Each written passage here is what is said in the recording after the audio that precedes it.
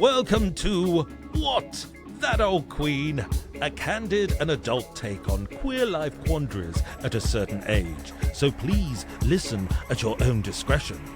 Presented by Bernie and Tommy, their views are their own and in no way reflect those of any service you may hear this program on. Now, let your ears be upstanding for the Old Queen.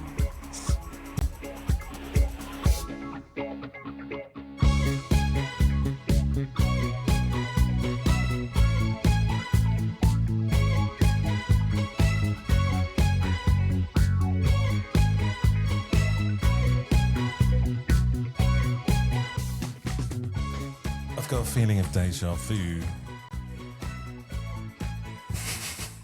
Why is that, Bernie? Because we just had a dry run of what we've just done because I thought I was recording and we weren't. Have you pressed record this time? I have definitely pressed record this time. Right. I'm a consummate professional, as you know. Can we do the beginning bit where you say hello? Yeah. Have you been watching Traitors? Well, I just wanted to say, who did you expect, Claudia Winkleman? I always expect Claudia Winkleman. Which, again, reminds me of when we went to Gran Canaria earlier this year and we played like a charades game called I've Been to a Marvellous Party, where someone has to go out of the room and then they come in and then they chat to each of the guests and try and guess what trait or personality they are. And we were all different versions of Claudia Winkleman. And I was Strictly Come Dancing, Claudia Winkleman. And I was the Traitors, Claudia Winkleman, which we'll talk about in a bit. Great. But how have you been? I've been good. Yeah, it's been a very busy month, and I've barely been in Bristol. I've been away a lot on writing retreats, and I also went on a yoga retreat that was run by the lovely people at the River Flow Yoga. It was in the Black Mountains in Wales, and we did lots of wild swimming, yoga and meditation. I slept through some of the meditation. And we also took a visit to Hay-on-Wye, to an amazing bookshop there. And I think you'll like this, Bernie. Do you know what the bookshop's called? What is it called? Gay-on-Wye. Gay-on-Wye. So I've been to Hay-on-Wye, but I think it was pre-Gay-on-Wye. There's a lot of bookshops there because they have the literature festival there. Yeah, it's a very literary town. Yeah. Yeah. And I went to London to see an exhibition at the Garden Museum. The exhibition was called Cecil Beaton's Garden Party.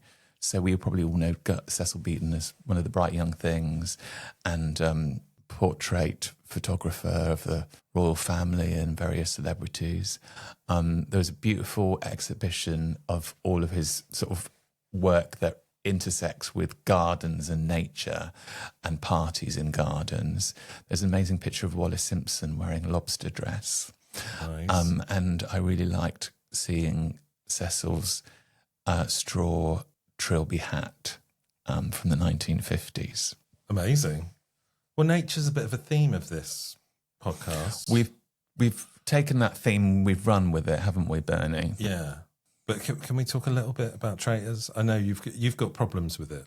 I haven't got problems with it. I enjoy all trash TV, and last time I was bemoaning that you don't watch enough trash TV. I did actually get a few messages from people saying, "Did you? If you want to talk about Real Housewives of London, I'm here for you, Tom." Oh, so to those of you, I'm going to say I may look like a model. But I think like a CEO. That's my favourite one. I'm going to trust that is probably from that programme. It is. Okay. Yeah. But off the bat, are you faithful or traitor? I think I would like to be a traitor. I think I would like to be a traitor. But I also feel like people will think I'm a traitor. I don't know. I don't know why. We used to play this game in lockdown, like a few of us, online. The elite few. Yeah, there was a handful of us on every Saturday night. We would go on to this online board game thing, and there was this mining game where you could be the saboteur, and if you thought someone was the saboteur, you would lock them out. And I guarantee you, every single week I was locked out because people thought I was the saboteur. whether I was or I wasn't. Most of the time I wasn't. And what do you do when you're locked out? Can't do anything. Open another bottle of Well, yeah. Prosecco. At the time, I was probably drinking heavily and smoking weed. So, Not like now. not like now. I wouldn't touch a drop. Who do you think? Who's going to be the unexpected winner of Traitors? Well, Celebrity I Traitors? did admire the way that Celia Imrie was pushing that Trojan horse. I do love Celia Imrie. I would love it if she won. In fact, I wanted her to be a traitor. I thought she would have been a good one. I mean, it could change, couldn't Could it? change, yeah. People swap roles, a bit like they do in nature. That's true. In queer nature, we've already been through this, and I've got some terrible puns, which we might not do this time round. We could maybe just do the highlights, because you've got some proper researched. I haven't stuff. really, no. I've just grabbed a few things that I Way better appealed to research me. than my 10 minutes that I grabbed out of my busy schedule. Bernie, don't put yourself down. You love a pun and just run with it. Okay. Well, why don't you do number one? Okay, so number one is same-sex love is wildly common. Did you know over 1,500 animal species have been spotted engaging in same-sex behaviour? Birds, beetles, dolphins, rams, nature queerly... I said it again. You did it. Queerly or clearly didn't get the heteronormative memo. I like queerly. It's also a pun. Everyone at school, they used to say, the teacher would say, has anyone got any queries? And they would And point then go, at you. yeah. Did they do that to you as well? Yeah, of course. Bonobos are the bisexual peacemakers. Did you know that? We all need a bisexual peacemaker in our lives. We do. And bonobos are our closest primate cousins, apparently. They use sex to bond, reduce stress, and solve arguments. Basically, every disagreement ends with, let's kiss about it. Let's kiss and make up and let's kiss about it. Yeah, I quite like that. I think gays are very much like that, aren't they? I'm not like that. Okay. Some bonobo type gays are, and bisexuals, obviously. What about penguins? Penguins are famous for forming same-sex relationships. They flirt, nest, and even raise chicks together. Imagine the most stylish of dads at daycare, and you've got penguins. When I see stylish dads, I always think penguins. I always think Tories. Well, yeah, maybe. Clownfish can switch genders. All clownfish apparently start out as male, but the dominant one in the group can transform into a female if needed. So it's like goes from a patriarchy to a matriarchy at the drop of a something or other. Well, it's good to be fluid, isn't it? Yeah. What about sheep? Well, you just missed out the best bit of that bit. Did I? Well, just about Nemo. Oh, yeah. Nemo's family drama, way queerer than Disney let on. Because I think this is a fundamental issue, is like the heterosization, that's not even a word, I know, but of nature and animals is to do with things like Disney that have kind of planted our view of the way that we see society and the world onto it. And I think Disney's a culprit for that. Oh, yeah. So sheep have gaydar too. Around 8% of rams exclusively prefer other rams, which means somewhere out there, sheep are vibing at their own little pride festival in a meadow. Yeah, with rainbow-coloured fleeces. Which makes me think about Hay on Wye again. Yeah. Lesbian albatross mums, do you know any of those? I know a few. In Hawaii, albatrosses often pair up for life and raise chicks together. Power couple albatrosses, strong wings and strong love. Beetles and bugs get busy. Even insects get it on, the queer fun. Male flower beetles, dragonflies and other bugs have been spotted in same-sex pairings. Tiny pride flags, anyone? I saw a dragonfly the other day on City Road. City Road feels like an unusual place to see a dragonfly. It was Bernie. unusual, which is why it just kind of caught up with me as I was riding my bike and then flew in front of me over the handlebars and then off. And so I had to look up what seeing a dragonfly in a spiritual way meant. What did it mean, It Bernie? means transformation. And do you feel transformed? I'm definitely transformed. A bit like some of these animals. Snails, where love knows no shells. Some snails are intersexed, meaning they carry both male and female reproductive organs. When two snails mate, they often swap sperm both ways. So everyone gets lucky. And there's a bonus drama. Many snails use love darts, tiny harpoon-like structures they stab each other with before mating. Nothing says romance like a stabbing, right? I could think of better things to do with a dart. Do you play darts? Have you ever played darts? Yeah. I used to play darts a lot when I was a kid. It's fun, isn't it? Yeah. Although, I mean, maybe don't let me loose these days. Well, I wonder if the darts would stray away from the dartboard a bit too much. Yeah, clear some space. Wear some protective clothing. Gender-bending fish. Yeah. Some reef fish, like bull-headed, you can say that word, Bernie, wrasse, I think it can is. switch multiple times throughout their lives, bringing a whole new meaning to gender fluidity. And I quite like that because sometimes you know, as a human being, sometimes I feel more femme than Right. masculine. Dolphins are bicons. You know a bit about bicons, don't you? Bicons, icons and dicons. You do, yeah. In fact, that's the whole of nature, really, isn't it? Male dolphins often form long-term same-sex bonds sealed with plenty of intimate encounters. Think of it as Netflix and chill. So bad. I'm sorry. It doesn't even sound... It sounds worse the second time. I know, right? sorry. Whales are also queer icons. Male humpback whale, because they're similar to dolphins. Male humpback whales sometimes form same-sex singing pairs, serenading each other in long, complex duets, which sounds quite nice. I quite like that. And grey whales have been spotted in threesomes that include male, male, male and male, male, female combinations. Talk about the pod life, because that's what a gaggle of whales is, pod. Okay. Did you know And that? a podcast. Yeah.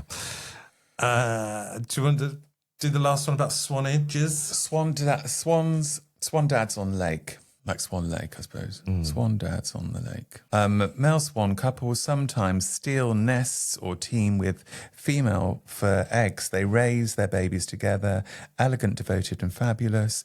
The original gay power daddies. Yeah. So there's lots of queerness in nature, but you've got some information about queer erasure that's been happening historically. Well, it's just because I was interested in this a while ago and I started following someone on Instagram called Connor Butler. They're a queer ecologist and they sort of got a beautiful website. So, yeah, follow them on Instagram or look at their website.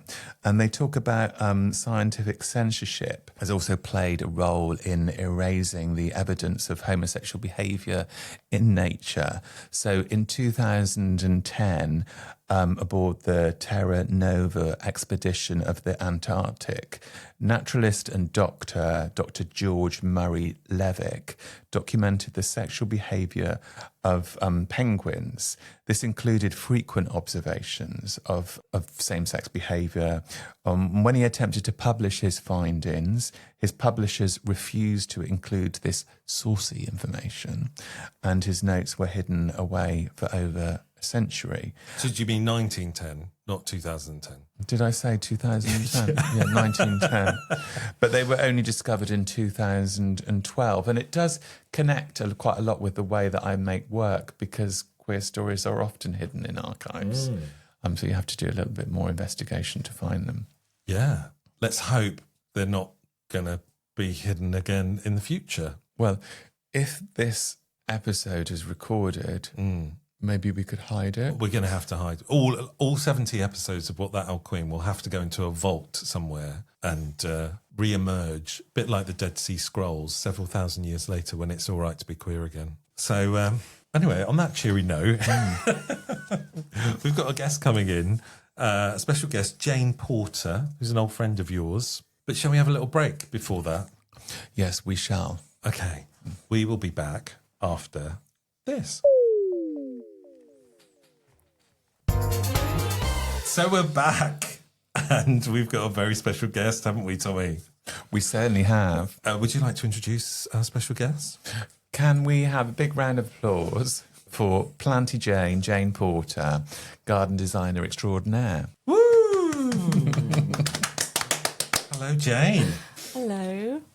And I noticed that you were doing the Chapel Roan applause moment. It's sort of acrylic nail applause. Have you seen that, Bernie? I have seen it, yeah. You have? Does she do Yeah. it all the time, or just? I've seen her on one chat show doing it, and I just can't stop doing I think it. I think there's a lot of drag queens do it. It seems so, to be. yeah. Yeah. Yeah. But is it reminiscent of the Dolly Parton 9 to 5? I think, well, I mean, it is naturally, isn't it? But I don't know if that's where it comes from. But makes maybe I can look into it and we'll talk about it next episode. Okay. So how are you, Jane? Great, thanks, Tom. How are you? It's good to have you on the show. It's lovely to be here. So you were Bernie's replacement. How does it feel to be Bernie's replacement? I'm honoured. You were replacing Bernie because we were invited to the press night of Calamity Jane I know. at the Bristol Hippodrome. And I missed it because I was teaching. And did you wear a beard? If you were being me for the I was night. Tom's beard. You... But that's fully in keeping with Calamity Jane, isn't it? Really, kind yeah. of. Yeah. There were not nearly enough queer references. Well, that was what we really took home, really, wasn't it? Yeah. It was just missed opportunity after missed opportunity. Yeah, I mean, how they can make that a straight story, I have no idea, but they really... What did you call it before? Heteronization. Yeah. I felt so maybe they did the heteronization Hetero-washing. of that story. I've always loved Calamity Jane, and I think the reason why I loved it is because she was a tomboy. Yeah. You know, she was as good as any other man. So if we can take you back, Bernie, Yeah. to the night in question, I was in the bar. I think, Jane, you were being a bit calamity-ish. Calamitatious. Calamitatious. You were running a bit late. So I was in the bar. I'd got myself a gin and tonic. I was happily waiting for you. And you walk into the bar, and I was very pleased to see you, of course. Well, tell us what you said. You said to me. So I said to you, I'm a bit worried about the story because I think it's going to be that I knew the story a little bit, but I hadn't watched it since I was 8. And so she's like this brilliant... You thought it might be a bit triggering? Did you think that? I'm putting words in your mouth, I know. I just like the fact that Calamity Jane could be triggering.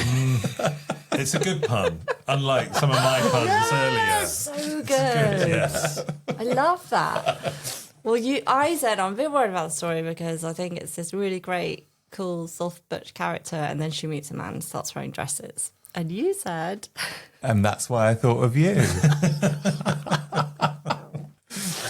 And we laughed so hard.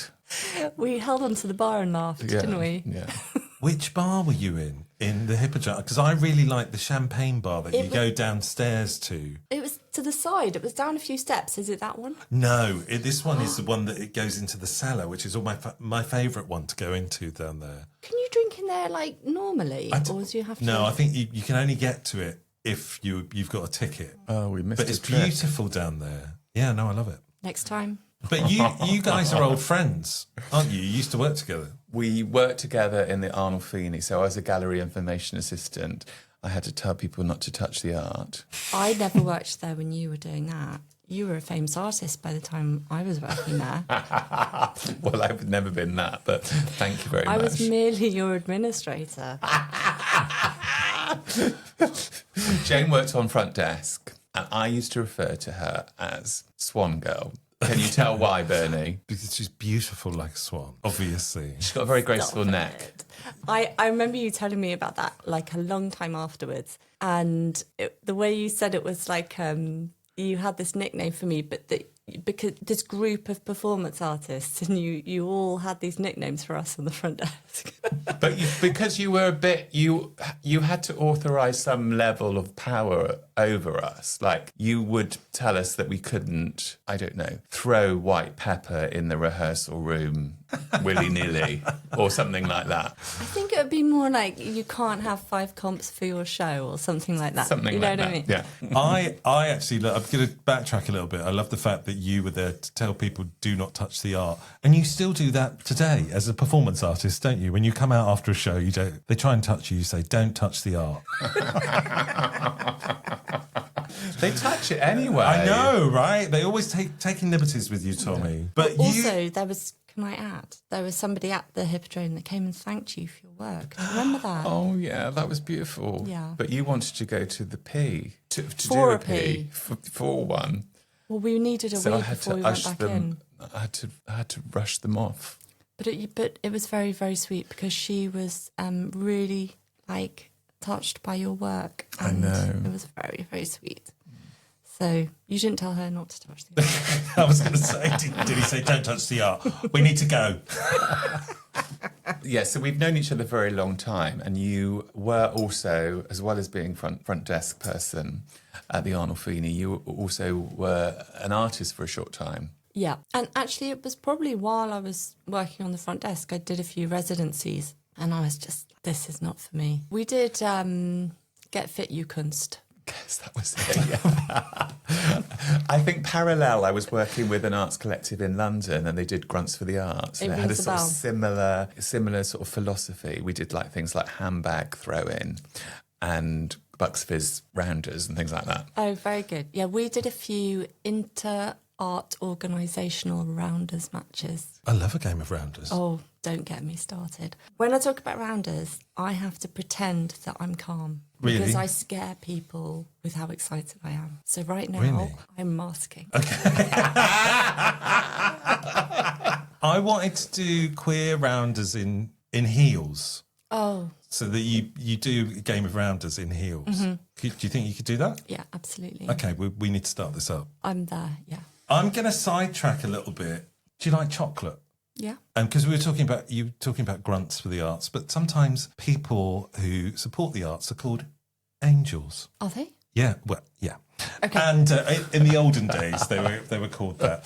And so we used to do a feature called "Snack Out of It" in honour of Cher, and so we're kind of bringing it back for this season. And I picked up this in the local corner shop because I thought it looked quite nice, and it's called Angel Hair Milk Chocolate, filled with pomegranate floss candy and love. They got the love in there. Well, why not? Should we try some? Yeah, I'm really. Well, I need just to before know. we go into what you do now. Have you had your dinner, Jane? Yeah. Dinner, yeah. Oh, I made a new invention tonight. What was it? It's quite loud, isn't it? I'm thinking of the ASMR listeners. Yeah. It's really good. Yeah, it's so good. It's quite thick. Oh, hang on. How is the angel hair? It's inside. It's Okay, quite right, thick I'm really into chocolate. this. Do you want to break some off and try Okay. some? Is it a massive sort of brick chunk? Yeah. Oh, I've broken it. Oh my god, it's like It's- stringy It's so weird, isn't it? marshmallow. Can I Oh, start? yeah. It's like candy floss. Do you think? Mm. It looks like hair, like actual hair. It's called angel hair. I can taste the love. I've got it all over me. It's a bit hard to manage. It is like candy floss. It must be a similar. That's so cool. I love that. It's like hairy chocolate. Mm. Have you tried it yet? I've just been eating the chocolate on the outside. So, yeah, it's chocolate on the outside, but inside it's kind of hairy, pink hair. But it sort of dissolves. Like candy floss. Large amount of air inside. I feel like I'm going to get addicted to this. That is Where very did you cool. buy this from, Bernie? It's really it was in the Poundland. Montpellier. In I went- Galliford's. There was a tornado came and took me away. No, yeah, it was just it was in the corner shop in Montpellier, opposite Bianchi's. Oh yeah. That place there. Excellent- I picked excellent up a shop. bottle of prosecco and some angel hair, Very as good. you do. And it must be the campest chocolate that I've ever eaten. Was it specially for Pride? No, it was just there. It's just kind of crazy. I'll put a picture up on our socials. Yeah, that's quite. I mean, it's hairy. That's so crazy. I think you need to take a picture of it right next to the rolling tobacco to create an authentic. I never thought I'd be eating hair on a podcast. Yeah, this is new. Have you won any awards for your garden design, Jane? You know I have. I very early on came out of planting design diploma and applied to do a garden at Chelsea. Actually, I applied to do a garden at Chelsea while I was doing my diploma, and I didn't get in at all. And then the following year, I applied again with pretty much the same garden and got in. So you have to come up with a concept. Yeah. And a plan and it all drawn out and a plant list and all that kind of thing. And then, applied and got in. And then that year, I got a gold medal and I got the best in category for the little group I was in. And then Which was balcony and container. So it's like really small. It's like really good first one to do something so small. And Alec, friend of the show, built the containers for me from these whiskey barrels from Scotland. And yeah. So, but I mean, that was 2022 and I did another one in 2023 for Choose Love. And then I feel like that was a really long time ago now. Did you have any royal family members, celebrities coming to see your garden? Yes, I did. Did they share any thoughts that you want to share with us? King Charles wanted to know something about plants that rabbits don't eat. Really? Are there plants that rabbits don't eat? Apparently he says that to everyone. Oh. So it's just a standard question. Just a round robin question that he does. Yeah, I think. So if I was to go up to a gardener and say, can you tell me what plants rabbits don't eat? They might think that I was a member of the royal family. Eels. I mean, you are an old queen. Much like, I mean, it's true. Is it not like casting code? aspersions. Is it what? Code. There's Maybe another it is, code. yeah. I've heard of also these rumours about Sissinghurst. Do you know about this? You need to tell me. Expand. Well, Sissinghurst is the garden of Peter Sackville-West, who was a famous married but lesbian. Virginia Woolf wrote Orlando inspired by her. Yeah. Oh, wow. Yeah, I didn't know that. And she only employed lesbian gardeners. Oh, I didn't know that. Even better. I'm just making it up then. So all of these lesbians would go to Sissinghurst to see the garden, and they would say to any female gardener, so are you so they would say, are you actually a meaning, you know, are you Gardener. a lesbian? and she would say, yes, I'm a gardener. Oh, I love that. I have never heard that. All right, I thought it was you that told me that. No, but it's very good. So you do themed gardens. So the one because the one you won was like a Scottish themed garden. Scottish. I can do that because I've got Scottish heritage. So have I. Hey, where's your heritage from? in Scotland? I was born there. Were you? Yeah. Oh, okay. Mine's several generations back. which no, I've my only dad- just discovered. My dad's there, but- yeah. Oh, amazing. And whereabouts? Loch Lomond. Okay, Yes. lovely. Mine's kind of Edinburgh, Paisley, nonsense. Sweet. Yeah. But I was going to ask you, if you were to design a garden that embodied queerness, because we've been talking about queerness in nature, so queerness, fluidity, nonconformity, spectrum, what plants, colours or forms would you choose and why? Oh, well, it depends what aspect. I mean, straight away I think about plants that, using a spectrum of plants, that there are some that have separate plants that are male or female, and some plants that are male and female on the same plant. Mm-hmm. So I would have all of those. Okay. You know what I mean? Like, and but group them in a way that sort of makes sense. There was actually a show about, there's loads of stuff about this. There's a show, there's a show about it at Q a few years ago, and then there's a lot of stuff about Derek Jarman's queer gardening.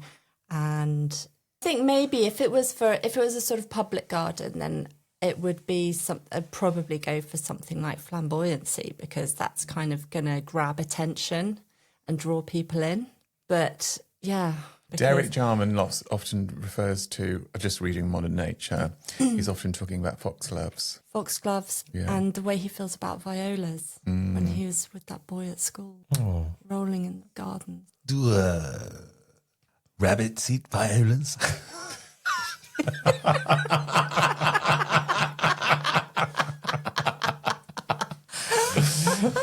I think he just outed himself.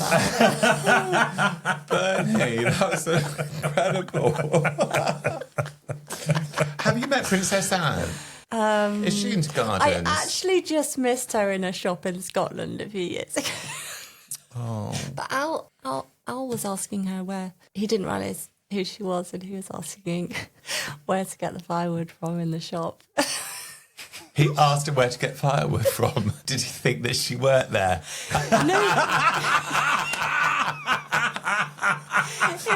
Her bodyguards were standing outside, and he didn't know they were bodyguards.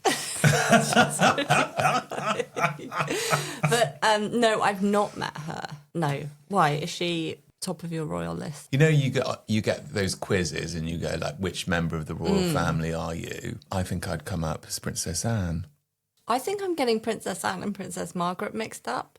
Oh, well, I'd probably be her. I'm yeah. definitely more Princess Margaret. She's the Queen's sister. Yeah. She was really fun. She was, I mean, all I've got for historical reference is The Crown. So That's all any of us have got.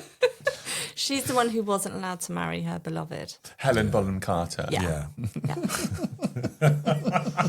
So, yeah, I thought she was great. I mean, I nearly said character, but it really was her life. Yeah. It was, yeah. She's a real person. It was. It was a documentary. I know some secrets about. Oh, they how secret they're going to but be in 5 minutes. But I'm not going to tell them on the podcast. We can talk about them later. I'm going to give you one more question before we go to another break, and then you're going to stay with us and give your planty perspective on some of the Queens of Agony questions. Yeah. Okay, so I'm throwing you another googly. I thought your answer was pretty good to the last one. But what's one weird, queer-friendly botanical fact or plant behaviour you wish more people knew? I love the way you delivered that, Bernie. Do you want me to do it in You can't, King Charles? yeah, the listeners cannot see the hand movements. Did you say botanical behaviour? Plant behaviour. Botanical fact or plant behaviour? This is going to be useless. She's good, isn't she? She's really good. No, what about like when you have sex on a chamomile lawn? It sort of bounces back. Okay. Could that be one? You mean it's spongy? I like that fact. Well, I suppose it's a bit specialist, but plants do this sort of thing where there's a tree from New Zealand called pseudopanax. Sounds like a painkiller. It does. Or more of a placebo because it's a pseudopanax.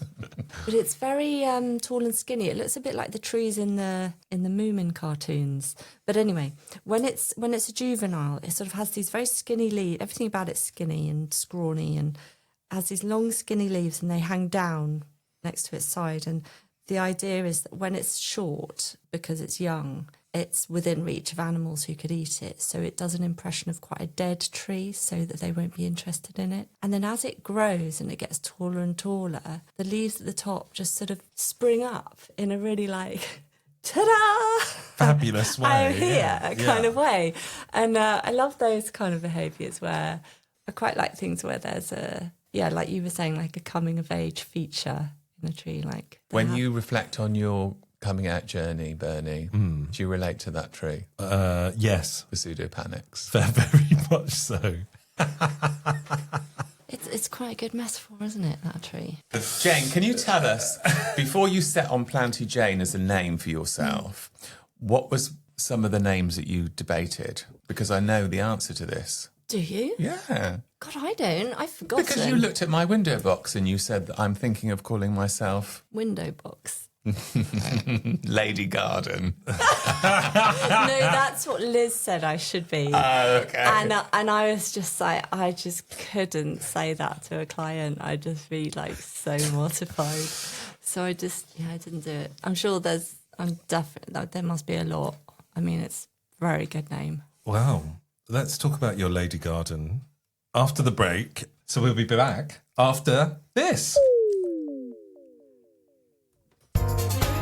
So we're back, and we're here with Jane, and have some more angel hair. Oh, thank you. What are you thinking of the angel hair? Well, what I was thinking is that what's nice is that it doesn't have a texture of hair while you're eating it. No, it's just kind of... It looks like hair. It doesn't feel like hair. I think that's the angel aspect of it. There's nothing worse than having a piece of hair in your chocolate. No, or your mouth. Or any food. Yeah. But it's delish. Loving it. So we're going to do some Queens of Agony now, and you can give us your planty opinions, if there are any. Some of them are themed, but we do a bit of a gong bath beforehand. So Jane's just going to answer, I think you need to grow some leaves. or some flowers. So this one isn't particularly plant-based, but it's more kind of animal-based. So I've been chatting with this adorable bear on Instagram after spotting him on Grindr. And now I'm so excited to check out a gay-themed bar. Grr. That's in the text. That's not me.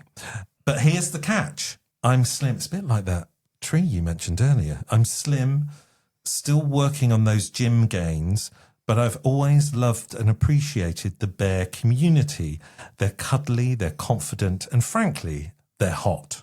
But now I'm nervous. A friend of mine said he had a bad experience. He's a bigger guy, went to a bear bar, and was basically turned away for no reason.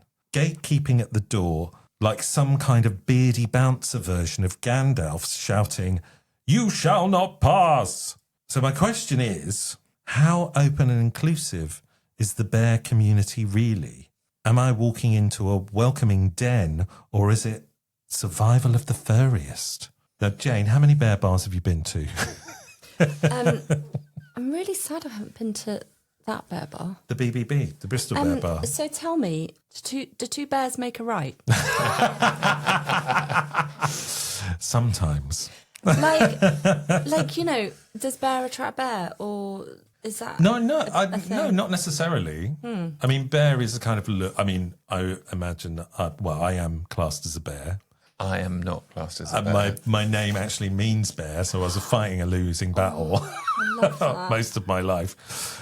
But I've always found bear bars quite welcoming, of all people. So I think your friend's kind of has had a bad experience, because I've never known a bear bar not to be welcoming of anyone. Have you, Tommy? No, I mean, I think what this person speaks about is actually just one person who is a gatekeeper. So there's always going to be one dick in a bar that will say something nasty or make you feel uncomfortable. And so you shouldn't really write the whole place off, or the whole community, I would say. Yeah. Have you? Not all bears. Not all bears are the same. Hashtag not all bears. Have you experienced a similar thing in, like, maybe not a bear bar, but a different kind of place? I remember going to like clubs like Trade in the 90s and having to really convince them that I was gay on the door.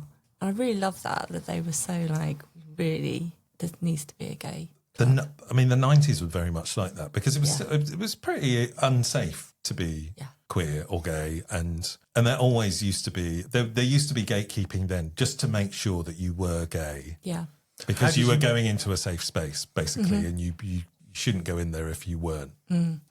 The Oasis in Bristol was a bit like that. It was very difficult to get in. Yeah, I remember going to it. My boyfriend, with my boyfriend at the time, and he had a female friend who wasn't gay, but she was an ally, and it was always like, will she get allowed in tonight? And she always was, but she was very kind of sheepish at the door, because she might not be. I was always allowed in, so I was obviously presenting. Well, you had your own stall, didn't you? Presenting my queerness very well. Where was Oasis? Oasis, well, it's called Dojo now, isn't it? It's still Dojo On Park Club Row. on Park Row. Oh, okay. So you used to go in on the road level, and then you go down into the club. Garden area was quite nice there as well, as I You recall. could break into the garden from the NCP car park. Oh. Well, we always used to go up the NCP car park rather than walking up the hill. You just go into the car park, get in the lift, and go up. Oh, yeah. And then get into Oasis.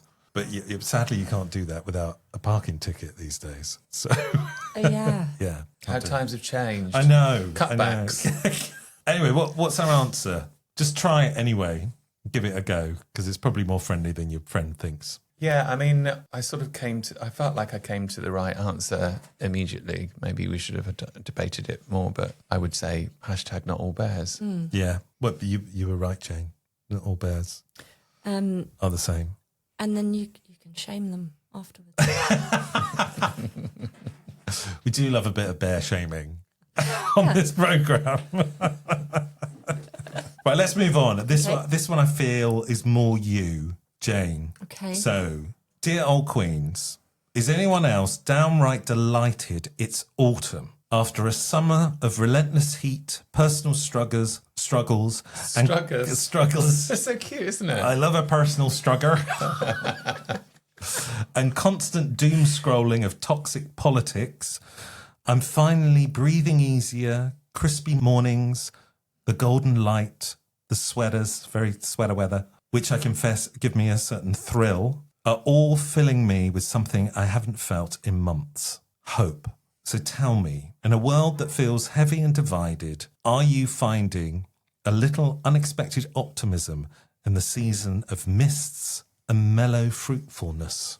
God, yeah. I was so happy when September rolled around. You know, the other thing about September, it's like beginning of the school year. And I remember that feeling of like everything starting again. You get another chance. Like I kind of prefer to feel it now than I do in January. I've got more energy for it now. So, yeah, I felt very like that in September. I was absolutely loving it. I love autumn. I feel like there's an excitement about it for some reason. And I look forward to coziness. Love it. And Traitors. Yeah. Okay. So at time of recording, we've only seen the first episode of Celebrity Traitors. Have you watched it? I haven't even watched it yet. Oh my I heard it God. on the radio today, and on the radio they said who they've chosen, and I thought, I don't want to hear it. Okay. So I'm going to watch it tomorrow. Do you know who's in it? I've got a vague idea, yeah. Who's your favourite to win out of the people that you know that might be in it? I'd love it if Stephen Fry won. Yeah. Although I've been reading loads of stuff about Stephen Fry. I was reading about him today, actually. What, that he's a bit problematic? Just that, I don't know, I was reading about this documentary he did called Out There about being gay generally. And did you know about this? No. So he went to places like Africa and, or maybe he didn't, maybe he interviewed people, I don't know, but he basically went to places where being gay was illegal and it was really problematic. Apparently, partway through the documentary, he tried to commit suicide because it was so bad. They had to bring him home.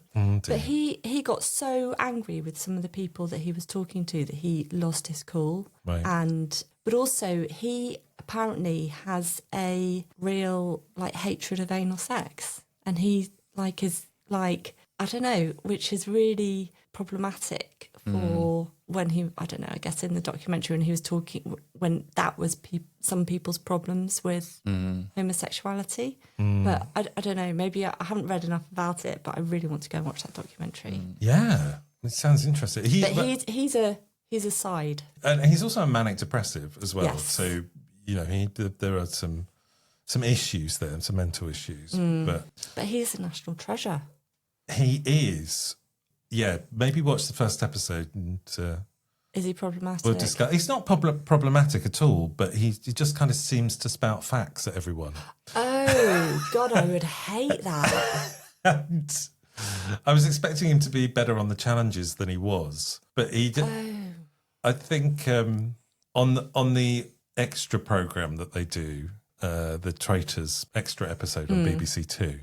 They were saying he's like the goth of the season because everything is like depressive, and there was and he was saying, "Oh look, there's and everyone was going, oh look, there's the castle, it's amazing," and he was like, "Yes, but what hell awaits us in there?" And Killing the vibes. yeah, Right. and he instantly went to the book because he couldn't answer how many people died in Hamlet and Romeo and Juliet, and he was like, "I need to find this out. I need to know how many people died in Hamlet and Romeo and Juliet." So he's not that fun to hang out with. Well, I mean, I think he'd be more fun, but maybe it's the edit. Who knows? True. It could be the edit That's with these true. things. Yeah. But yeah, autumn equals Traitors. So I love it. Well, it's usually on at Christmas, isn't it? Because I end up watching it when we're in Gran Canaria. Okay. I put a little VPN on my computer and I end up watching the Traitors at night after we've all gone to bed. So, But that's in January, no? yeah. Oh, okay. So the normal is season it? is usually on But are they going to kick in with a normal one after this celebrity I one? bloody well hope so. I want more and more and more. Because autumn used to mean strictly used to mean autumn. Yeah. And I was like, oh, that's basically Claudia's just in charge of autumn now, isn't she? Autumn As soon as and you've winter. see that fringe, you know. You're absolutely right. It is autumn because I was looking at like what is classed as autumn, and apparently autumn goes through from September Yeah. to the 21st of December. No. September, yeah, October, November. that is what's classed as autumn. What date's in September? I can't remember the date in September. Oh, but you've got December down. I know, but it might be the 21st of September. I didn't know that. No, I didn't know that until I looked at it the other day. That makes sense because of the equinox. Yeah. Of course. Okay. So, yeah, you're right with the autumn. But yes, we love autumn. Have you ever turned up at a fancy dress party as Claudia Winkleman, Jane? No, but when we do a big cousin camping get-together thing every summer, 25 people. And the first year we did Traitors and I was Claudia. And everyone was, I don't know, some of the kids were a bit upset. They didn't like it. As soon as we arrived this year, Jane, when are we doing Traitors? When are we doing Traitors? So I had to like be Claudia at that, yeah. I imagine you're a good Claudia. I love Claudia. I love all the ways people can die. Yeah. More of that in a minute. Shall we move on to the next question? Yes. After we know we love autumn. So, dear old queens, this is less autumnal and planty, but someone has an app dilemma. After years of resistance, I've finally downloaded some dating apps. Back in my day, you met people in the pub or in a park after dark, or you just knew that they were real. Now I'm just getting a bunch of headless torsos and people who list their entire sexual history in emojis. My question is, how does a person of a certain vintage even begin to craft a profile that says, looking for a lovely dinner and maybe a shared interest in classical music? Stephen Fry sent this in. Without it sounding like I'm a ghost from a past century. Help. I'm ready to throw my phone in the Thames. Move cities. Oh, okay. I'm loving this. I'm just getting a clue that he's... Right from the off. What I would say is, I don't know, because I've never been on an app because I'm an old lady. Have you not? No, Okay. but This is a good do you have to perspective. find the right app? Because different apps have different sort of cultures and atmospheres, don't they? Do you not think that there are some that people know what everyone's up for and others where, I don't know, what do you think? Yeah, I think you're right. I think there's certain apps where it's definitely... I don't know of an app that is designed for people that want a lovely dinner and classical music, but... Well, we should start one.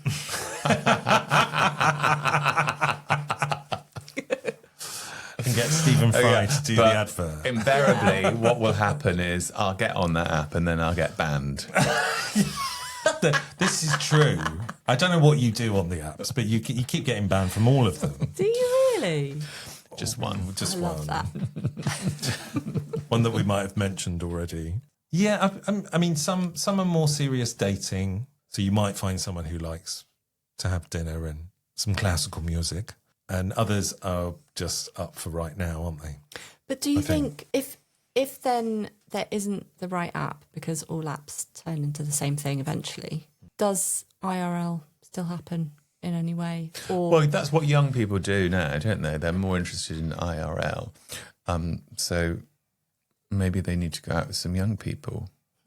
I think apps have caused the problem because I think people have got lazy. We're not going out as much because we think we can just dial up everything. and also people have got used to knowing loads about a person before they even meet them. Like they can ask a bunch of questions if they want and turn it down if they've Well, they decided also, they if don't. there's going to be sexual intimacy, they want to know exactly how that's going to pan out. Yeah, and it's just like that never used to happen. It didn't used to matter back in the 90s. You go out, you looked at someone, see if you liked them, and then you pluck up the courage to go and talk to them. And Maybe have a one frisson. used one's instincts more. We were Yeah. more honed, like we picked up on stuff more. I don't know. I feel like you don't. I still think that you still have those kind of animal instincts in a way. You don't know if you're really going to fancy someone until you meet them in the flesh. Can I ask a side question? Yeah. Yeah. Do you listen to classical music? Yeah, I do.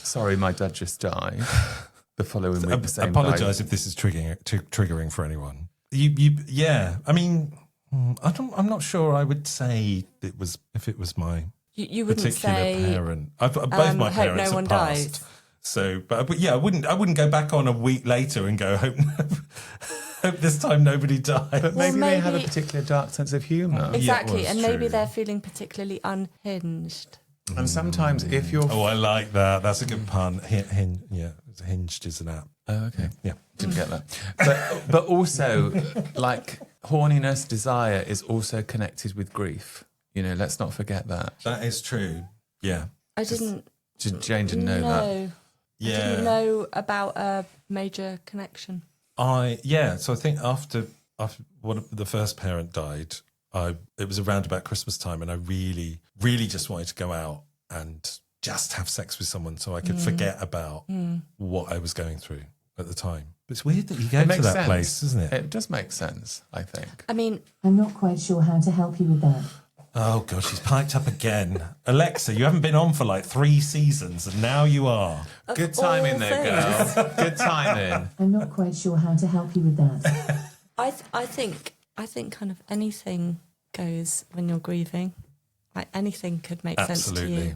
Yeah, So I'm absolutely. not surprised. So, I think the last one's the most believable for me. yeah, maybe you're right. But kids, if you're listening, don't try and use it. No, No, don't use it unless Inappropriate. if it's real. Yeah. it's going to go viral after this podcast too. Let's hope so. Maybe we'll get some more listeners after this. Yeah. Well, Stephen Fry would like that one. Yeah, maybe. Yeah. Like that morbid Yeah. kind of veering that he's got on I can't wait to watch it. Traitors. Me neither. There's another episode tonight. We're missing it because we're recording this episode. Yeah. I think it's on for like 3 nights and then it's off until next week. Oh, they do a sort of burst. Yeah. Okay, cool. Well, I'm also watching Married at First Sight, and they changed the schedule of that last night, and I wondered if it was because of Traitors. Probably. Because like everyone, there's been some issues with Strictly, haven't there? Like, With dancers and yeah, some odd things have been going on. So now everyone wants to be on Traitors all eyes are on you. instead of Strictly. Okay, yeah. Well, it's a much more. It's quite a sophisticated lineup. It's not sort of. It's got people who've got quite a lot of integrity. Tom Daley. But there is that one person who is the influencer who I have no idea. Oh, I who don't they know. are. Who There's that one is. influencer on there, but who incidentally Stephen Fry knew who he was. Oh, Yeah. But isn't that because he's got a very young boyfriend? Maybe. has he? Yeah. His boyfriend is he's in his late 30s, 40s, but then Stephen Fry is a bit What is older. Stephen isn't he? Fry? Well, he's older than me, so he's definitely he must be 60s, 70s. I would have thought he's 70, just because people are older than you think. Shall I Google it? Yeah. Let's get some proper Yeah. facts. I wanna Okay. know. Well, that's what Stephen Fry would have done. Yeah, exactly. We need to find this He would out. look it up in a We book. need to know. Alexa, how old is Stephen Fry? Stephen Fry is 68 years old. There we go. I was right. Very good. Well, I can't wait to watch it. Alexa was useful for once. Does she normally? From psychologytoday.com. When we briefly reward ourselves for completing tasks, reaching goals, or making progress, we make it easier to sustain beneficial habits and overcome challenges. She's better at answering these questions than we I are. don't know what she was saying. Anyway, on that bombshell, we've come to the end of the podcast. Jane, thank you so much for being our guest. Oh, thank you for having me. You've been a gorgeous guest, You've Jane. been a gorgeous guest. Been gorgeous hosts. And where can people find out about your garden designs? I suppose Instagram is the easiest. Instagram. You've also got a website, though, haven't Plants you? Jane. You've got I've got a website. plantyprojects.co.uk. Yes. That's you, right? Just Instagram's more like day to day. Okay. More like, here's what's happening now kind of vibes. Great. Thank you so much. Thank you. Say goodbye to our lovely audience. My lovely audience. Tommy, say goodbye to our lovely audience. Well, just before we do, Bernie, Yeah. we are going to see Brian E. Kimming's show at the Soho Theatre, the new Soho Theatre in Oh, yes. Next week. Walthamstow. And that runs from the 9th to the 25th of October. And that, in theme with the sort of nature vibe, is about climate anxiety. Oh, amazing. Yeah. Okay. So Is it a one person show? It is, yeah. But it's a big theatre, so it'd be interesting to see how she feels it. You could have done the set design for that. Get on it. Yeah, that'd be fun. That would be a really great move for you. Yeah. I'd love to do Yeah. Great. Anyway. Goodbye. Tommy, say goodbye to our lovely audience. Goodbye, lovely listeners. Goodbye. We will see you next time on What That Old Queen. You have been listening to What That Old Queen, written and presented by Tom Marshman and Bernie Hodges. The show was produced by Bernie Hodges for What That Old Queen and all you lovely listeners. If you have a question for the old queens, or you have a request, or you have a quandary that you think might be funny, you can email hello@thatoldqueen.com or find us on Facebook, Instagram, or Blue Sky.